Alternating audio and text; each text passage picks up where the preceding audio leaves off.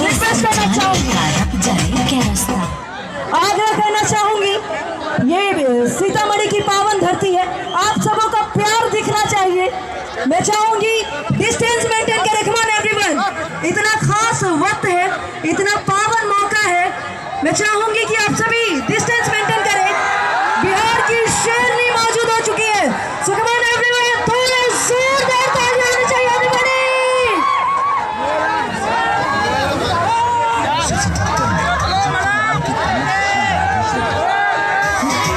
Stage पे जितने लोग हैं, मैं चाहूंगी स्टेज थोड़ी देर के लिए खाली करें please, it's a request to all the guest on the stage.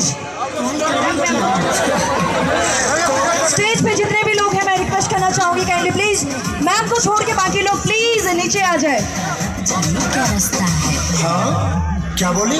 Call करे क्या? कॉल करे क्या? आपको कॉल करे क्या? क्या बात है, बहुत ही प्यार दिया। अभी होली में बहुत सारा गाना आ रहा है, आप लोग जरूर सुनिएगा।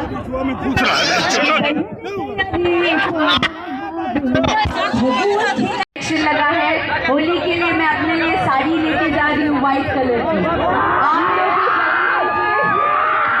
साड़ी पहन के बनाई रील देखा क्या नाम, एकदम गरबा बजाइए, घर घर की प्यार दीजिए और उम्मीद करती हूँ, ईश्वर से कामना करती हूँ कि आप सब के जीवन में ढेरों खुशहाली इस होली एकदम